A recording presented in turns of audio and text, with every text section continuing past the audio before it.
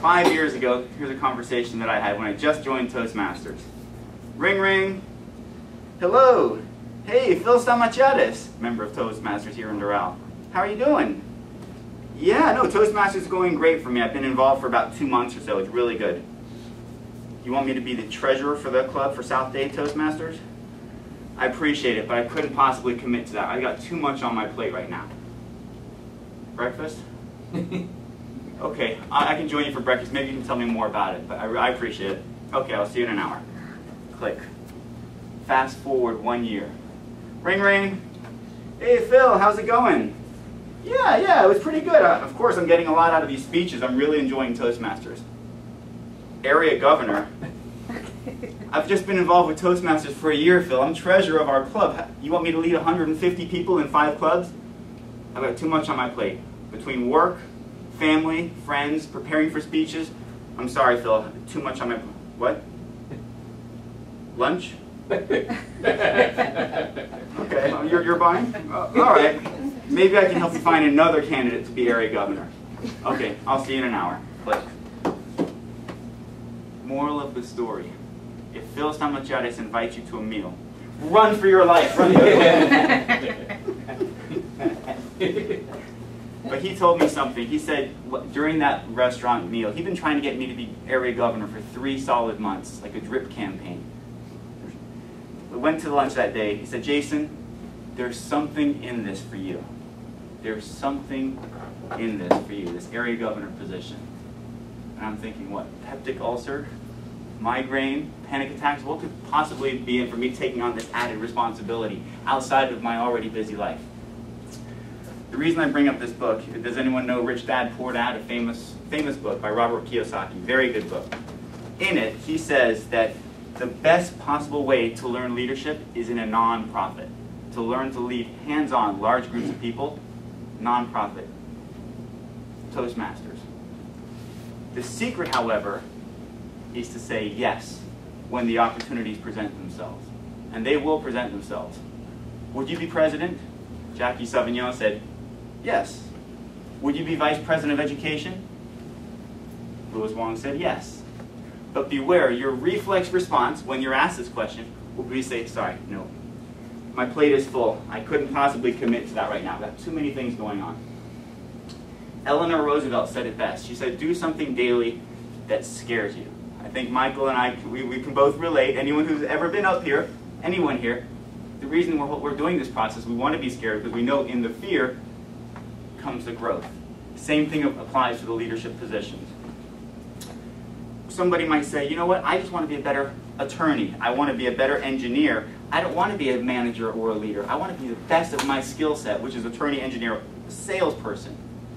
Which brings us to another best-selling author, John Maxwell. Has anyone heard of the law of the lid? I'll read a passage, page number 1 of the entire book. The lower an individual's ability to lead, the lower the lid on his or her potential. The higher an individual's ability to lead, the higher the lid on his or her potential, no matter what your career field is. Case in point, McDonald's. We all know McDonald's as this unbelievably big, large corporation. But it started in California 50 years ago with 2 brothers in one restaurant. They had an amazing restaurant that looks like the McDonald's of today. However, people were coming from all over the country to try to replicate this. And these guys tried to grow it, to franchise it. They couldn't do it because it would only be successful if they were there themselves on premise. In comes Ray Kroc, who most people think of as the founder of McDonald's. His leadership lid was higher than these 2 brothers who started it. And with that leadership lid, all of a sudden, it exploded into a worldwide phenomenon. We have the Toastmasters Leadership Institute, which happens every 6 months for Toastmasters. It's a required training for club officers so they can learn the skill sets and learn from other people, sharing ideas, as Michael alluded to. Well, we had the honor about 6 months ago of having the international president for all Toastmasters worldwide, 250,000 Toastmasters. She was on top of the whole organization. About 5 foot tall, this lady named Jenna Barnhill. She said, when do you think most Toastmasters quit Toastmasters? Does anyone have any thoughts or guesses? What speech number do you think they usually quit? 6. Statistically speaking. Before 6. Exactly. Speech number 5 or speech number 6. Why is this? Because at that point, speech number 5, speech number 6, you start to feel comfortable. You could even become considered good at that point. But by no means are you great. By no means are you where Michael is headed, if not already there, at that level of speaking by speech number 5 or 6. So what she said, which brings me to a point. With Phil and the world champion of public speaking, Vikas Jahingram, gentleman from MIT, we were having a conversation 2 months ago at the district championships in Fort Lauderdale for all of Florida and the Bahamas to see who's the best speaker. Phil is here, Vikas is here, I'm here. And I said point blank to the best Toastmaster speaker in the world. I'm having a conversation with him, trying to pick his brain. And I said, so what's it like for you? You're not able to compete anymore. You're not allowed to compete in Toastmasters. What now for you? So I'm thinking, like, this is the end for him. He goes, I view it as the beginning. As world champion, I view this as the beginning of some very interesting times ahead for me. Think about that. Because we, in our Toastmasters manual, when we get to speech number 10, do we view it as, okay, I'm done, I'm a public speaker now? Or is this the beginning of some amazing stuff ahead? Again, Michael, what you're doing, 29 speeches, is unbelievable. So far, so soon in your career with Toastmasters.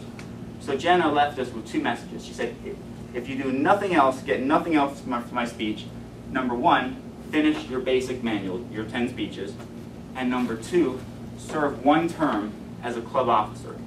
If you do these 2 things, they're the tip of the iceberg from the growth that you can get in Toastmasters, and they will change your life.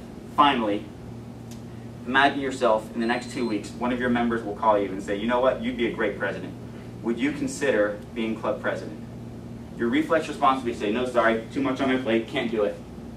But then you think, then you remember, there's something in this for you.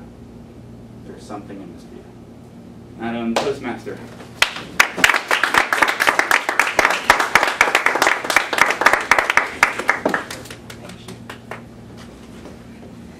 Thank you, Jason, for that moment of truth that Toastmasters is here for us, and our opportunities and advances that we can take out of this is here for us. So take them, grab them, embrace it.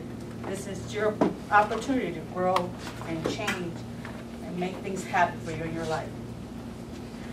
Now we come to our very exciting, challenging part of our meeting.